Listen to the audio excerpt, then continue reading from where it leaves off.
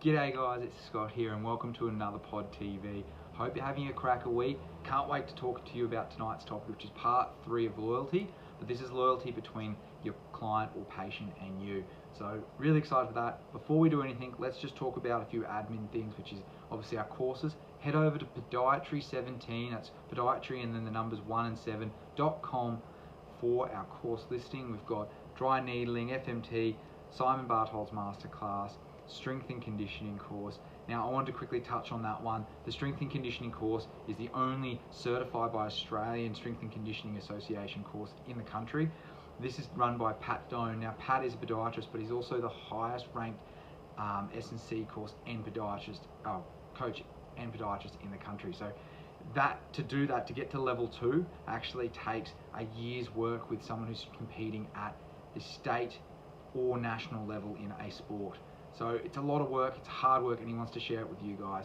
So please get around that. We'll see you in Adelaide on the 14th of March at the Spark facility with Michael Nishke. And thank you, Michael, for allowing us access to your facility. Now, let's get on to this. So I've got a couple of notes, but I want to talk about obviously how the loyalty between you and the client works. Or some things that you can do to improve that, because what you want to do is you want to build a client book that's loyal to you. They don't want to see other practitioners, they want to see you because you give them the best service. Okay, now in saying that, in a work culture, that's good for business, but it's also good for you. So don't stress, it's not a selfish thing that I'm angling at here, it's about just creating a really good rapport. So first one is the simplest thing of listening. If you listen to your patient, you ask them, hey, John, what have you come in for today? Tell me what your problems are. And John goes, I've got a sore heel, a sore knee, a sore hip, and I've got a cracking headache. What can you do for me? Very basically, me saying or repeating what he said, you go, okay, John, so you've got a sore hip, you've got a sore knee, you've got a sore foot or heel, and you've got a cracking headache as well. Can I get your water for that headache? No, it's fine. Okay, out of those sore things, what is the most problematic? Can you rank your problems for you? So you're regurgitating what they say. So once again, he goes, oh, my heel's the worst, then my hip, then my knee.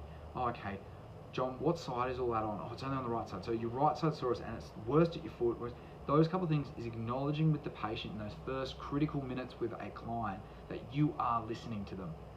Very, very important. You can do that, and you can just add that in very finely as you go through the course. So very simple tactics to improve your rapport. So new grads, it's a great one to do. People who are established podiatrists, maybe it's refreshing to analyze yourself or do a little self-review that if you are doing it. Very, very simple.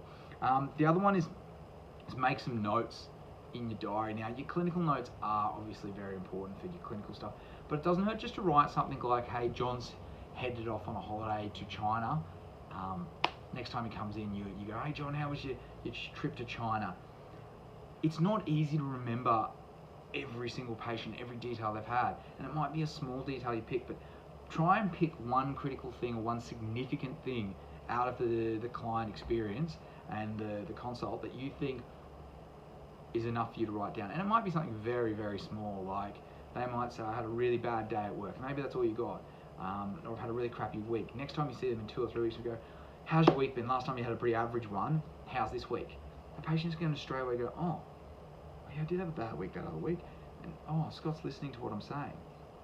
Really, really simple things that will get the patient to come on board, but they'll wake them up and they'll go, yes, this guy's listening to me. Now I can actually tell this guy and I'm going to get responses. So really easy, make a simple note. Don't make a list of what they're doing, just one little thing you've picked out. One thing is all you need to do, very, very basic. I think there's really important value in using the client's name or the patient's name. So when you go grab them down from the consult, don't just go, hey, how you going, mate? What's happening? Just say, hello, Scott, or hello, John, how are you today?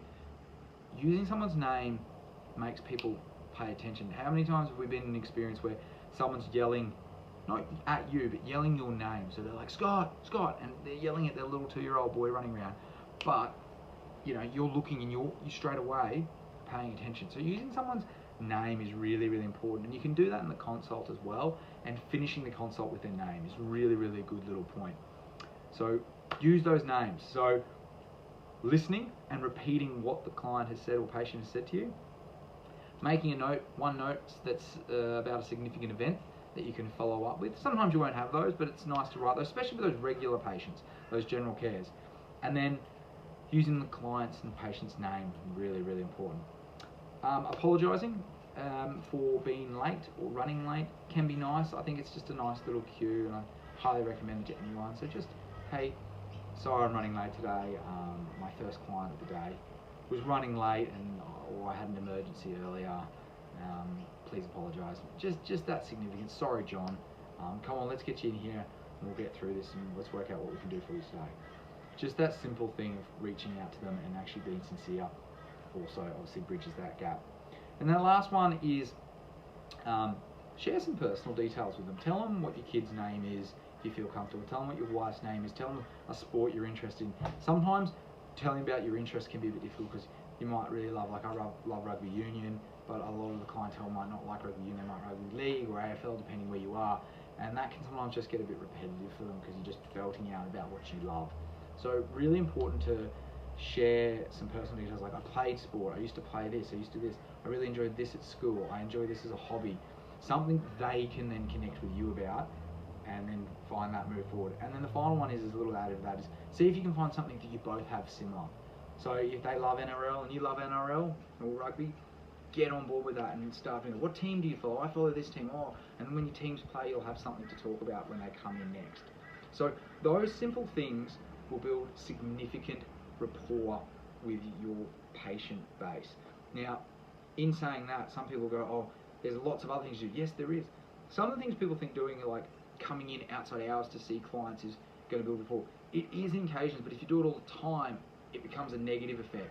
Or if you fit them in at odd hours or in your lunchtime, look, that's great, and I'm not going to say no, but sometimes it's just telling them you won't say no, and saying yes all the time can be really negative. So doing these things will build that rapport emotionally and psychologically with them, rather than having to give stuff to them. Give them a free band as well. That's another one that's really bad. So hopefully you can take those tips away. So listening and repeating what they've said to you, making notes of the significant events that they've got coming up so you can repeat them at the next consult, using their name, apologising and being sincere when running late or something along those lines, and then sharing some personal details and finding something you have in common. So really simple stuff. Thanks for listening again, guys. I hope you had a good time. Tune in next week. We've got another Pod TV coming your way. Keep an eye on the page. Heaps of content going up there. And head over to podiatry17.com where we have all our events listed and lots more to come. Finally, I did want to give a little plug. Obviously, we're still working on the P20 conference, which is in August 2020 this year on the Gold Coast. It's going to be an absolute humdinger. We're going to have people talking about social media for business. We're going to have accountants and lawyers for those business and professional sides.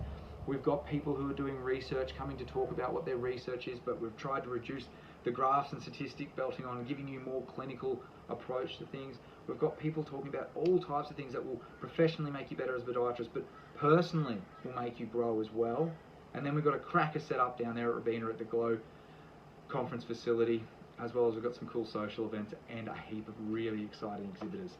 So I look forward to seeing you guys then. Don't hesitate to head across to that website, which is www.p20.com.au, and check it all out, or otherwise follow our Facebook page, and there's heaps more to come. So I'll see you guys then. Thanks again.